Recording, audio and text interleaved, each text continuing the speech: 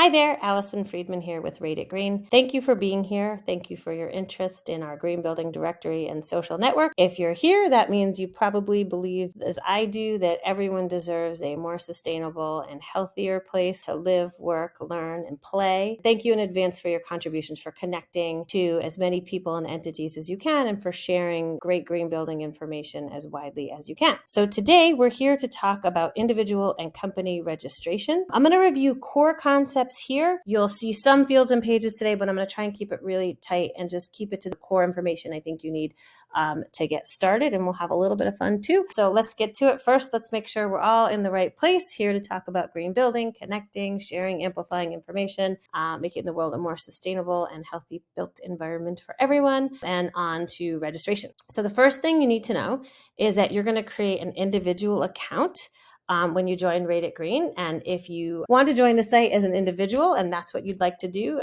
share your thoughts, join the site as an individual. We're happy you're here. Many people join the site also to add a company, to create a profile and speak for their company on Rate It Green. Our company members are, of course, also very valued members of our community. The thing you need to know is that to create a company, you still have to create an individual account first. And that's so that person will act as the account manager in case there's any account questions. We want to make sure they're authorized. So I'm just going to show you here. We're going to ask for your contact information when you sign a company up. And I think that's an important thing to do. Make sure you're authorized and all that. First, an individual account registration will tell you that, but I know that's why we're making this video. There's a lot of text.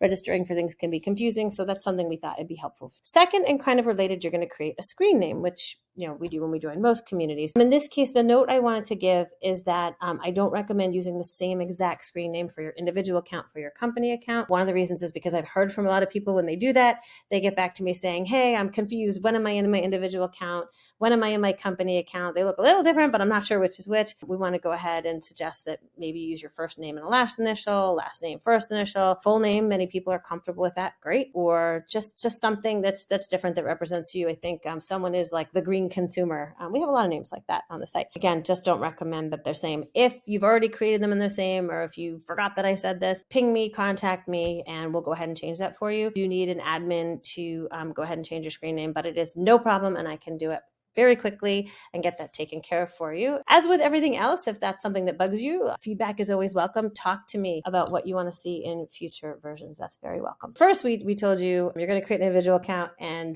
maybe your screen name shouldn't be the same if you're going to have an individual company. But before we move on, I wanted to show you an example of an individual account and a company account. This is Matt Hoots, my green building colleague out of Atlanta. You can see his personal profile, his individual profile, a little bit about him, his interests, favorite organizations and items he likes working with. These are his individual posts. And so that is an individual record. You get to talk about you. You don't have to, but you get to. And then in a company record, what you're going to see is the brand gets to speak. This is Sawhorse Inc. It happens to be the company Matt runs, but a company is going to speak for itself, not for an individual. So this is Sawhorse Inc. And then as you see here, this organization has 3 services listed, has some images, has some certifications and awards listed, and then has activity, articles, discussions, events, groups, comments, reviews, whatever this organization has done, created, contributed on this resource. We're going to list that here. And then a cool thing we offer for companies is mentions. So any content that involves you, is about you, that can have a link to you through our tag function. And then boom, there's going to be mentions, items you're involved in. So you can see we also paginate these. How do you know where you are in registration? What I wanted to tell you is that in the registration process, there's always going to be a great deal of information. And then also in your dashboard on your account, the site's always going to tell you where you are. So if you're still in registration, again, I understand, oh my goodness, text, but the site will be trying to talk to you and say, hey, do you want to continue registration? This is required if you want to add a company or organization. Or, hey, did you just want a social membership? You want to be an individual, you don't want to go further. And the site will say, here's what you currently are, here's what you can do and not do. Each time it's going to tell you as you change levels in registration. And that's there for you. But obviously sometimes people go away, come back, or they click something, they say, oh no, I'm out of registration. Don't worry. This is a record on our test site just to show you. This would be a social member, which is once we've verified your email and you've created any kind of profile, you're a social member on the site. Again, I will provide more detail elsewhere. That kind of member will say, here's what you can do. You can post, you can share, but if you want to create a company or provide reviews on products and services, you'll have to keep continuing. So your dashboard, you'll be able to reach top right. It says My Dashboard, or over here on the left, it'll say my dashboard, my profile. You can toggle back and forth. That gives you a sense. The site's always going to try and help you know what you can and can't do and where you are. To add a company, you will need to reach the directory level. So here it's saying, hold on, you're a social member. After that, there's a couple more. There will be contact information and a couple questions, 1 page of contact information, 1 more page of questions, and then you will be a directory member. What you'll be able to do at that point is click top right, register a company or organization, and then the site will walk you through. And I will cover these forms in detail elsewhere, but that's the key thing you need to know. Once you're the right level, click register a company organization. If you're a social member, then the site will say, hold on, you're not quite at the right level, complete these other questions, and then we'll be on our way. Now you've created a company listing. The next important thing to do, let's go ahead and use Sawhorse as an example, is you want to go ahead, this is probably the last key thing you need to know, is that you're going to add products and services to your company record as Sawhorse as gone and done. It's very important because when people look on the site, we have product categories, our product listings. There's about 60 categories, plus or minus a few more now. If we don't have a category that you need, just let us know. We will add it. This is how people look a lot of things up. They look at paints and then they look at the company names. They don't necessarily go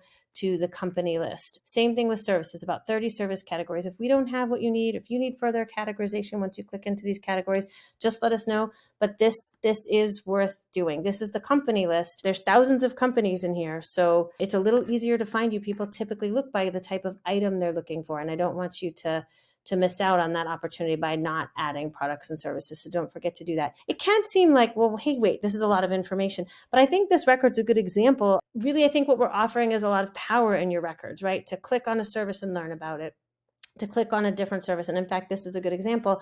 Many companies have multiple products and multiple services. So a way to think about it is, as I said, an opportunity to generate more information. What your company, how you want to speak about your company, describe your company, isn't necessarily the same as how you describe each item that you offer. And they do categorize quite differently often. That's a reason to do that. This can be confusing. Let's say there's some companies out there that say, but I only do really one thing. Like I'm an architect and I'm a great architect, but that's what I do and my company is what I do. Another industry segment that sort of wondered about this sometimes is real estate professionals who are like, well, but I put my organization in, real estate's what I do. For some of those organizations, describing your company might not be the exact same as describing your service. So we're giving that opportunity to describe yourself more. If not, you can put the company description, add a service, and put the service description the same. That's okay too. But then you're going to show up in those service categories when people are looking for a real estate professional in your state. They're going to find you. And many companies exist in multiple categories, which is why we let the services be separate. So I do see that granularity as offering a great deal of power.